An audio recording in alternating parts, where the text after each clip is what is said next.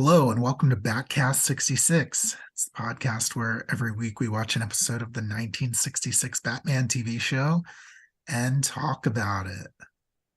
My name's Kendall. And I'm Scott.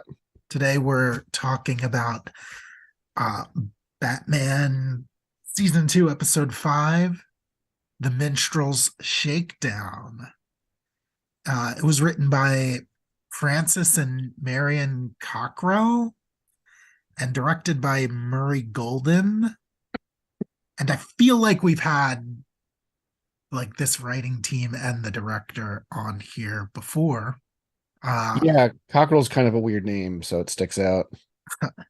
so if you haven't guessed from today's title, the supervillain is the Minstrel. Yeah, who's another Batman show exclusive villain. Yeah. Um, As far as I can tell, they never brought them into the comics. The only other appearance I had is they have a cameo in one of the animated movies based on the series. Interesting. So it's just this show, huh? And that's it. And some of the other characters like King Tut and stuff showed up in Brave and the Bold and some of the other more lighthearted Batman stuff, but this guy just showed up here. I mean, I can't say that Yeah, shocks me. yeah, it's just interesting. Well, I guess it does shock me in this like constant this world of constant reboots, rather, where every piece of IP needs to be mined. I am kind of surprised that no one's taken a crack at this character. Especially with what well-worn territory Batman is, you know? Yeah. I do think it's weird that we got the Archer and now we have the Minstrel. Yeah, they're similar and not at the same time. Like they're very different characters, but their shtick is like, Their aesthetic is very similar. yeah, they're very Ren Fair. Yeah, but they're doing very different things. But yeah, we should point out the Minstrel's played by Van Johnson, who had a very long career in movies and stuff before this. He was a big World War II time movie actor. I was going through his filmography and I've never watched or heard of any of the things he did, but he's in a lot of stuff, which is cool. Good for him. He was working from the 40s, 1992, you know? That's pretty cool. He just and he's not bad in this. I just don't think the character's concept is all that interesting, but I guess we'll get into that when we get into the episode. Yeah. I mean, do we have anything else we want to touch on? Oh, I had one thing I wanted to touch on, unrelated to this episode. Oh, what's that? Have you ever seen Singing in the Rain? No, but I know the one song, the one scene from it. Of course, everyone does. Yeah. Yeah. So I recently watched the movie. Or rather, I attempted to watch the movie. Yeah. I watched a good chunk of it. I did fall asleep shortly after the big number. Was it just you were just tired, or was the movie that unengaging? No, I was just tired. Yeah. It's actually was pretty entertaining. Okay. But anyway, the first the opening lines to this movie, Hmm. like you hear somebody, they're not on screen when they start talking, but then it slowly gets to them. And it's like, whoa, I know this voice. Oh, really? And she's probably what, like 12 to 14 years younger. I forget how exactly when Singing in the Rain came out. But Hmm. yeah, it's Aunt Harriet's actor, Madge Really? Blake, I think her name is. Yeah, she just has the opening lines of Singing in the Rain. Is she in the movie as a character, or is it just a narration thing? She plays a character, pretty minor role, Okay. but Hey, that's still cool. yeah, I thought it was fun to see her. I know she's in a very early Monsters episode, but I haven't watched the Munster since we started getting into Batman. I watched last time I saw that was a few years ago. oh But yeah, I liked the Munsters a lot. I loved it as a kid too. oh yeah, it's very funny. but that's It- cool.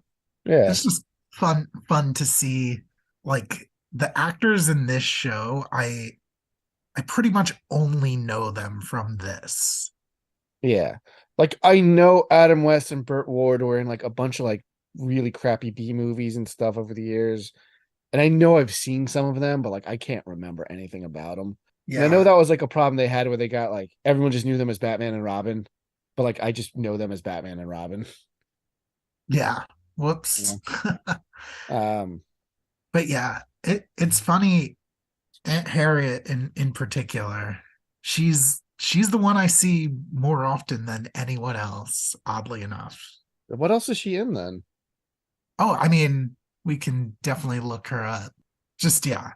I mean, just those two things really, but that's more than I've seen any of these other actors in. Of the regular every episode actors, I mean, Oh, it like looks like she Cesar was in a lot Romero. of TV shows over the years.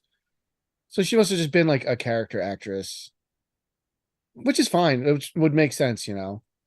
Because she's not like, is she like, would you call her like a regular in the show? Because she shows up every once in a while, but like isn't usually like much. Like I would say like Alan Napier as Alfred is like much more of a regular. He's in like every episode. Yeah, I mean, she's in almost every episode. Um, I feel like she's like in like one scene, like if that, if she Even shows so, up. I mean, I would still consider that a recurring role. Um, Okay, I just thought that was fun, and I wanted to bring it up. fair enough. Anywho, all right, let's get into this episode. I don't know if people can tell from my cadence, but I'm personally not that excited. Yeah, this wasn't this wasn't a high point. I think this was very middle of the road, at least so far. Maybe the second half they like pull it out. Yeah, we'll see. So we open at the Gotham City Stock Exchange. And, I'm not a financial bro. I can't say what stocks are doing, but some seem to be crashing while others seem to be skyrocketing. And apparently that's unusual, but I'm like, isn't that what stocks do?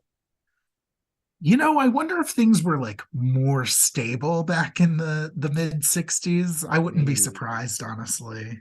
But both of us aren't like money guys, so I don't like in finance, so I don't know. I don't play the stock market. Yeah. Uh in his office, Gordon is watching a news report about this when the broadcast is interrupted by the minstrel. Yeah, this is the minstrel's first appearance. Like, no one recognizes him. Yeah, Oftentimes, like, yeah. we, I made a note for later when after Batman involves, but like he's like, I've never heard of this person before. It's like, oh, is this like the first time since like Zelda the Great, where like this is Batman's first like encounter with like this character, yeah, it's which is kind of interesting. cool. I like wonder like what determines like how they decide to play that. Although I think King Tut was also the first time he like tangled with Batman, but Batman knew who he was because he was a professor that got hit in the head or whatever. Yeah, but I think he knew of the King Tut persona. I think it was Maybe. played like they had All right. battle. I don't remember detail like I don't remember the detail, but that might have been anyway. Yeah. But it's just like first time it's completely like a foreign, a new person and like straight up to Batman, Yeah, I which is I did think that cool. was fun. But yeah, so I wanted to point out Commissioner Gordon's like wall TV. Uh, I can't imagine TVs were like this existed back in the mid '60s, where like it's big and like in the wall and flat. Like this is back when TVs were like big in like a box. Yeah, I think it's less that it's flat and more that because all right, time to get nerdy. The way TVs used to work is that there's like basically like a gun inside of the TV that's like shooting a laser very fast. That's why when your old TV starts to break, you see those like lines. Yeah, that's the cathode ray tube, which is why they're called CRT TVs. Oh yeah. Mhm. Look at you. You know the deal. Yeah, So yeah, I imagine all that is just in the wall and it's not really a flat TV. I know. It's just strange that like it's his work office, and he has this like really like expensive kind of setup, I'm sure. Like if this was in like the Bat Cave or even Bruce Wayne's like house in Stately Wayne Manor, like I would be like, well, he's a millionaire. And Maybe it and was he's and he's donated. and he's a crime fighter downstairs. So So the minstrel, he uh he offers to protect all the stockbrokers from any further tragedies uh for a measly sum of $1,000 a week per person, per broker. Yeah. yeah, because they do um the math and it's like $2,500 a week or something. or $25,000. Yeah, something like that. Yeah, where it's like it's actually like a much bigger number because $1,000 doesn't sound like that much. Like if that's just all it was, but Yeah, so Mr. Cortland, who's the president of the stock exchange, yeah. calls up Commissioner Gordon, and Commissioner Gordon's like, I'm gonna get my best guy on it. And we all And know who his best guy is. we've seen all this before. Well, what was kind of cool because they showed like Bruce Wayne and everyone were watching the broadcast when all of this went down too, and I like that Bruce Wayne's already like on his way to the bat phone before it calls. Yeah, yeah. And when he answers, he's like, yeah, we saw it. We're on our way. Yeah. In that scene when Bruce and Dick are watching, Aunt Harriet is also watching and declares that, the minstrel is a very handsome fella. Yeah, because that's how this always works whenever there's a man or a woman on screen. I feel like this is the first time though. Like a non-Batman man.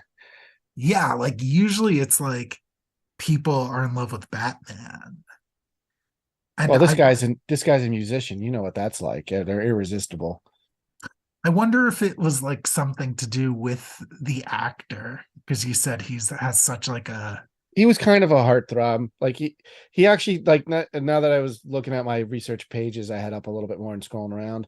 I don't know how I missed this, but like he has a signature and handprints in cement that was at in front of the Great Movie Ride at Walt Disney World's Disney Hollywood Studios back in the day, interesting. which is kind of cool, just because I like theme park history. Huh. But like I said, he was in a lot of stuff. Like his big movie was apparently a movie called A Guy Named Joe, which I never heard of, but apparently it was like a big deal at the time. Never heard of it. Yeah. Like yeah, all of his biggest movies I've never heard of, but he was in just a lot of stuff.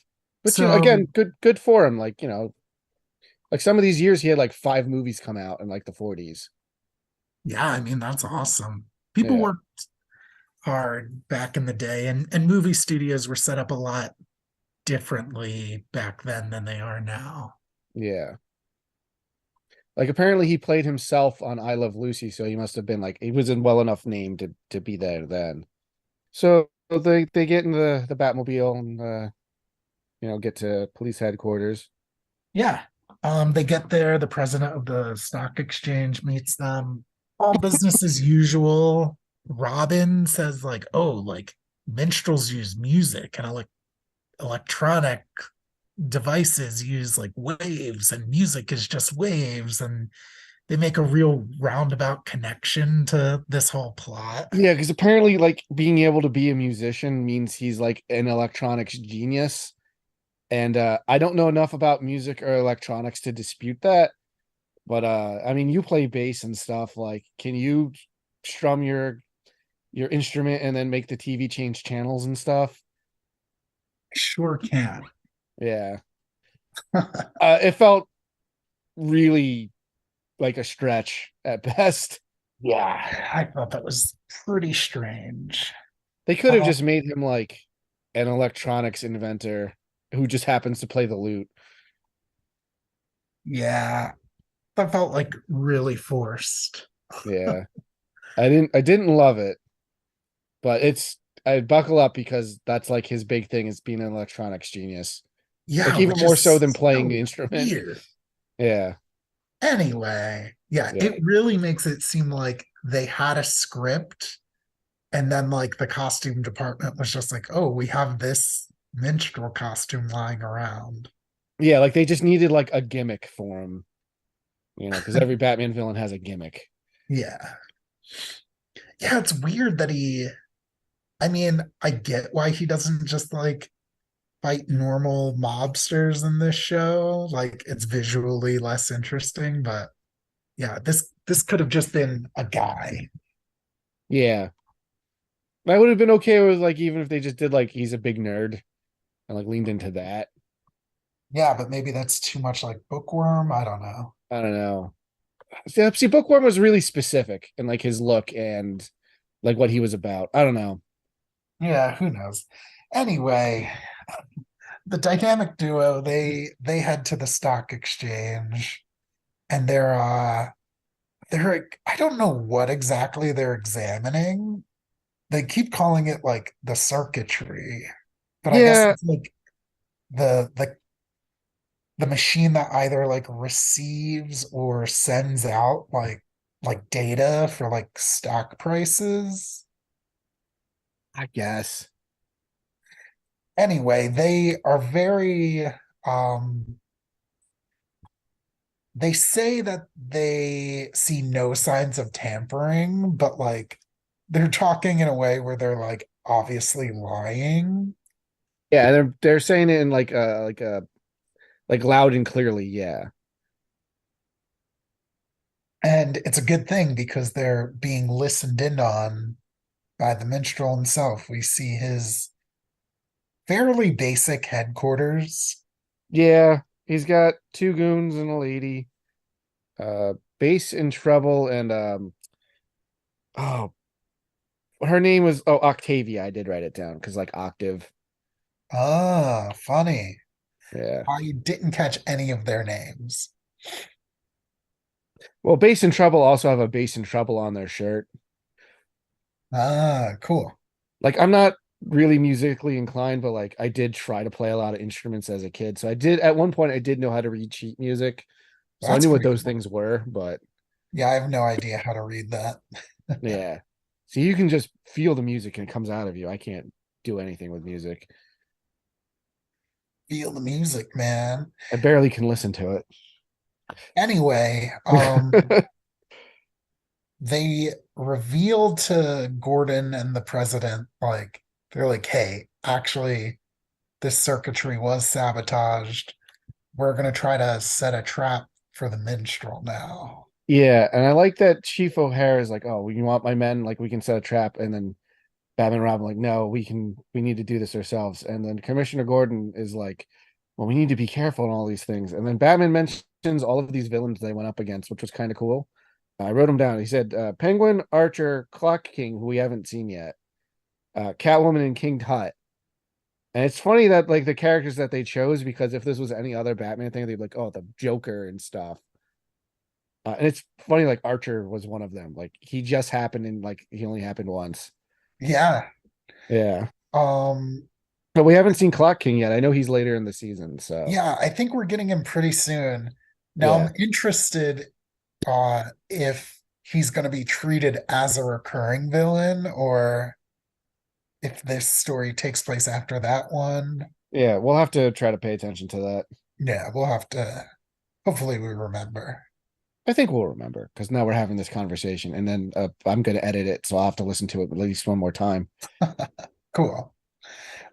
Back in the Batcave, Alfred expresses concern over Batman and Robin's like eating habits. And then he's also concerned about his financial future. Yeah, as he put some money in the stock market, which I'm surprised Bruce Wayne didn't have any like a stake in this as well. Yeah, I wonder. See, I don't know much about how like millionaires work, but I wonder if Well, I gotta like imagine like Wayne Companies or Wayne Enterprises or whatever he has like is publicly traded. So well, he would own no, stock in that, you know? but he doesn't have Wayne Enterprises in this. He has the I know Wayne Foundation. I know that all they ever talk about is the Wayne Foundation, but like his parents had to make money from something, which Oh, they never get doctor. into in this show. Like his Um, dad had a clock tower or whatever named after him. yeah. Well, isn't he like a doctor? Well, traditionally in the comic stuff, he's a doctor, but I don't know if he was in. I don't know if they got into that in this.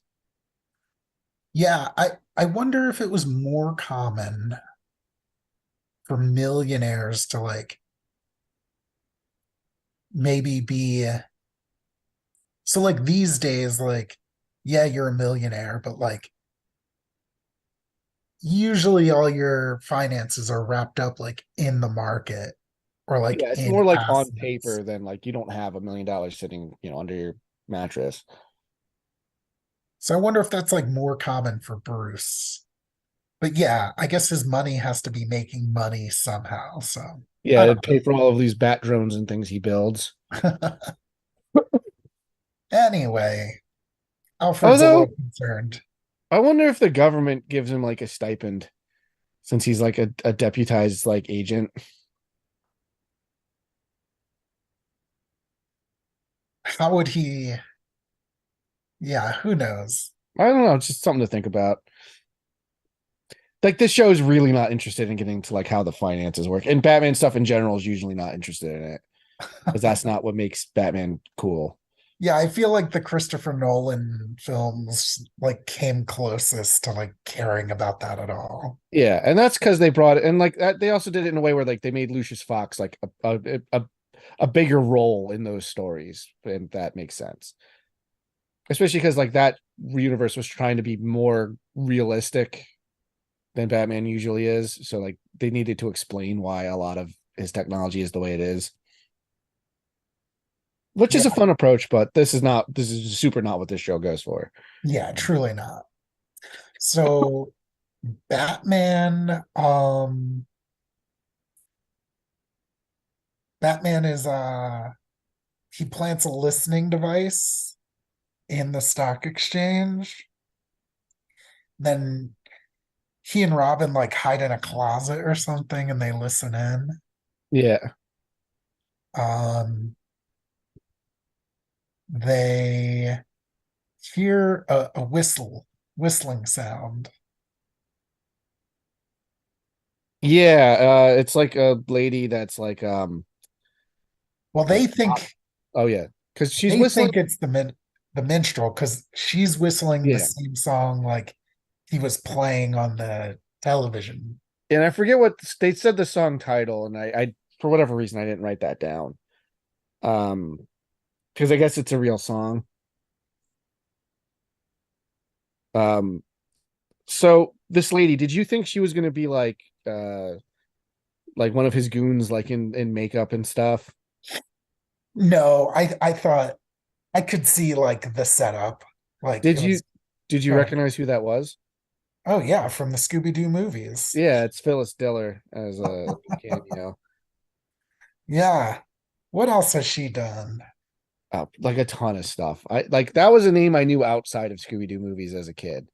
So I got to imagine she was like around, Let's but I didn't pull her up. I just was like, oh, that's kind of funny. Oh yeah, she's done a lot of stuff. Let's see if there's I mean, she was in anything. Family Guy, so Oh, whoa.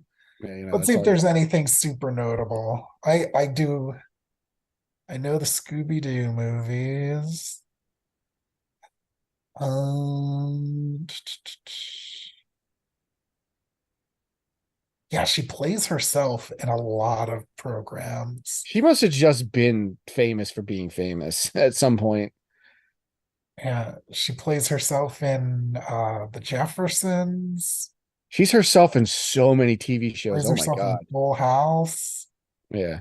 Well, she had the Phyllis Diller show in the 60s. Hmm. So look, oh, she was in a lot of variety shows, it looks like. She does a lot of voice acting too. Yeah, which is cool. She's in A Bug's Life, Captain Planet, King of the Hill, Cow and Chicken, and I Am Weasel. Yeah. Wild Thornberry's Hey Arnold. Yeah. Phil Stiller's cool. I have nothing against her. Cool. Very She was in cool. a Powerpuff Girls episode. Oh yeah. Well, that's fun. 31 episodes of Bold and the Beautiful. She was in 3 episodes of Family Guy as Thelma Griffin. Yeah, I don't know who that is. Neither do I. That was way after I was watching that show. But yeah, Anyway, yeah, so that was a fun little random thing. I'm only looking out for people like when they're climbing up a building, but I guess cameos can show up wherever. yeah, we got to be on our toes. Yeah.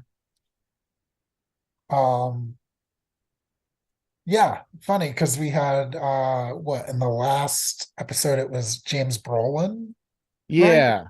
Yeah, James Brolin. But that And was then less of a cameo and more of just like an early role for him. yeah, it was more of an early role. Like the before that we had I don't remember his name. Dick Cavett was did a window one. Word. Or no, or was it Dick Clark? It was I some have no Dick. idea. Someday. Uh Um, so yeah, as the dynamic duo like are like, oh, we made a mistake. The minstrel gets the jump on them and blinds them with like a just with firework.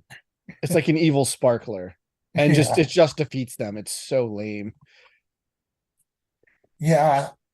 Um, and yeah, he gets away. Um, and yeah, I guess they were trying to catch him like removing his devices from Which to be the fair, like he was. yeah, yeah, yeah. Um, but yeah, he missed one and Batman gets it. So now we get kind of a funny like thing from here Yeah, on out where like I enjoyed it. Batman and the Minstrel are like kind of like at odds, like trying to outwit each other. Like, oh well, like I know that I left that thing, so like Batman's gonna do this, so I'm gonna do this. But then like Batman's like, well, I I know know that he that he knows. knows. Yeah. Because what does Batman say? Like something about him being like a potentially one of the biggest technological geniuses ever, and then it cuts to Minstrel saying that about like the exact same phrase about Batman. Yeah, Yeah. yeah. So it's kind of funny. Yeah. Um, Like there's a seed of a cool character here. yeah, I just don't get why he has to be a minstrel. Yeah, the Minstrel part like is not adding anything and is actively taking away from it. Like I would be more interested if he was like a Pied Piper type character and like something about like the music he uses is like hypnotic. Like that would have been something. Yeah. Oh well, whatever. Um, so yeah, the minstrel is like setting a trap for Batman because he's like, okay, Batman's gonna like trace my next broadcast. Yeah, which he mentions that they have a studio that's separate from like their lair, so they'll lure him to the studio so they don't know where their lair is. Which is Yeah, like, oh, that's kind of if you're gonna set a trap for Batman, yeah, why set it up where you live? that's true. No. Um, so yeah, Batman like gets this drone, which is Yeah, pretty interesting. I like, yeah, it's like a little black plane, but like apparently like it can be set to like kind of follow like the wavelength or whatever that he's using to like override like television and stuff. um, did drones like this exist in this fashion? I guess like this this is kind of a case where like fiction precedes reality because There had to have been like an element of this that was real. I mean, obviously this doesn't have like guns and like destructive capability, and they're not remote like they're not like controlling it with like how you would have one now, where just they kind of set it on its thing and like just track it. I know that does have like a return switch, but I think that just yeah, brings it back. yeah, it doesn't seem like a killer drone like the military uses to kill I'll be honest, I don't know enough about like the history of builders. drones. But it seems like maybe it's like similar to like a delivery drone that like Amazon would use in like San I Francisco guess in or terms of like something. function, but like in terms of like design, it's just a little plain. Like it's not like it doesn't have like the 4 like helicopter blades that like those drones do. Oh, sure, sure, sure. Because this doesn't have to like carry anything around. I think it just can like follow something. Yeah. But Okay. it's very basic and simple and primitive by our standards today, but this was probably really cool at the time. Yeah. So the drone, it tracks the broadcast to Willow and 4th Street. Hmm. And Batman and Robin head to the Batmobile. They tell Alfred to like flip the switch to recall the drone. Yeah. Which, like, I wonder if that's gonna play into something. Maybe the drone's kind of cool. Like, I don't know. It felt like why couldn't Batman just flip the switch and like well, yeah, it was dumb because he leaves the console and immediately tells Alfred to bring it, like hit the switch. And Alfred clearly doesn't know what he's doing. yeah, so like I wonder if that's gonna play into like the plane does come back, but I wonder if that's gonna play into how they get out of the death trap. Maybe. I'm not we'll get into the death trap when we get there, but I have a feeling it's gonna be a real ass pull because they usually are. They usually are.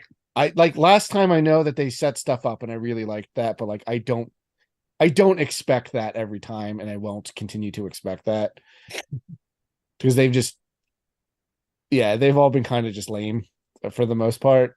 Yeah, I'm gonna say it really feels like now they're in the mode of like, okay, we gotta pump a ton of these out. Yeah, this one feels very by the numbers. Like it's not bad, it's not unentertaining, but like when I was taking notes and stuff, I'm just like, I don't know what we're gonna talk about. Yeah. So it's just like, yeah, it's like it can be formulaic, but if you have like Roddy McDowell really elevated the character like Bookworm. I almost said Roddy Piper.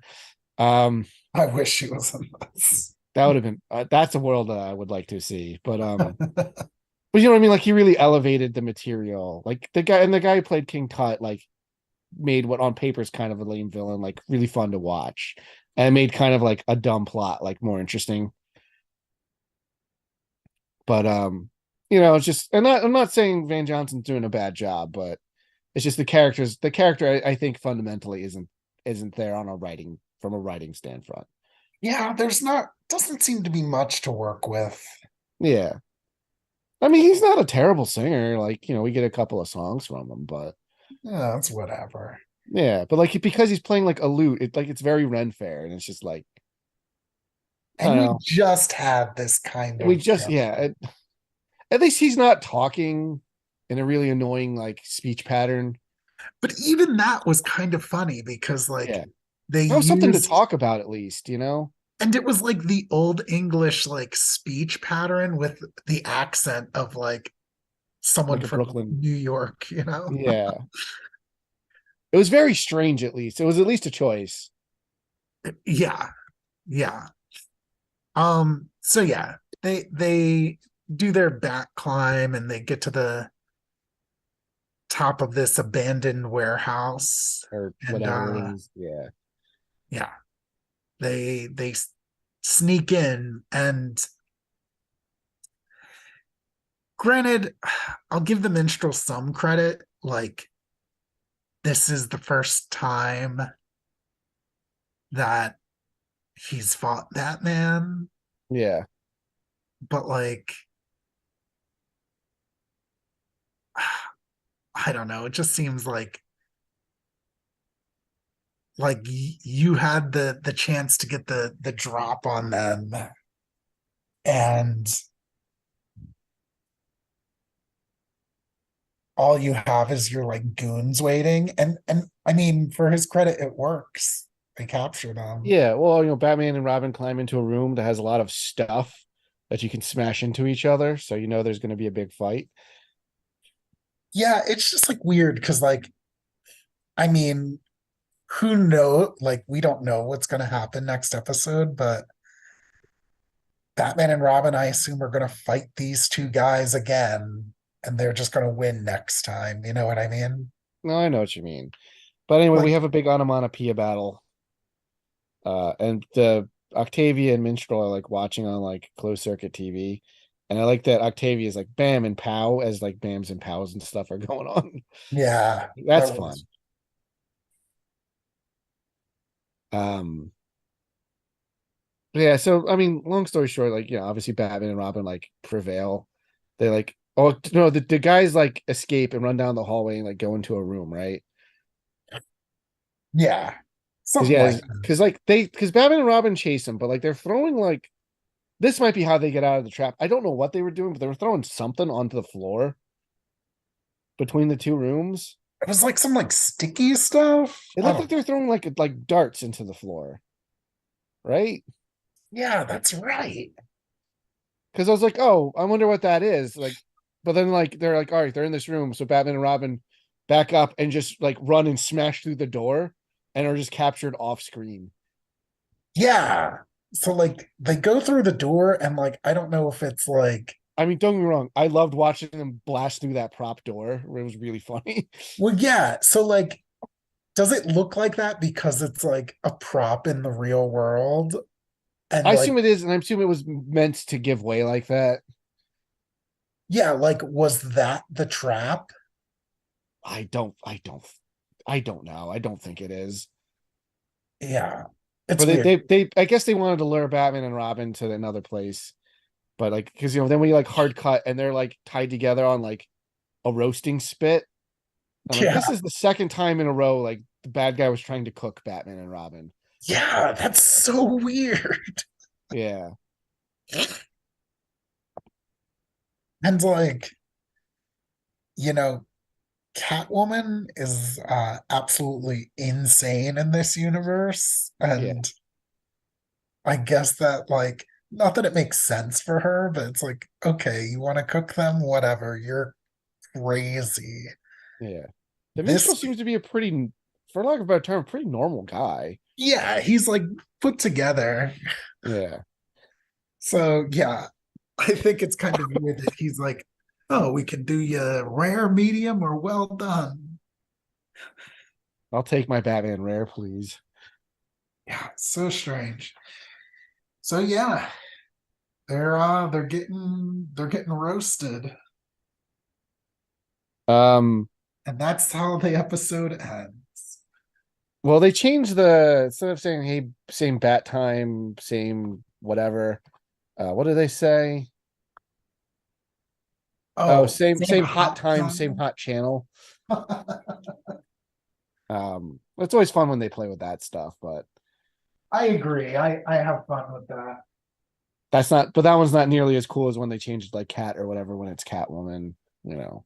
I guess because that rhymes more, but yeah, not we've seen worse episodes, I think, but like this one's extremely not memorable. Like I said, maybe they pull it out and have an interesting second half. But I like the idea of like them being more on like the same term of like being able to like we're like like they keep being sort of one step ahead of each other. That's kind of neat, but it doesn't really like do much to make it more interesting. Like I said, I think that's the seed of an interesting idea. Because Batman's a scientist, like someone being able to challenge him on that level versus like it's different than like the Riddler's riddles. Also because like Robin always figures them out in like 2 seconds. Yeah. You know,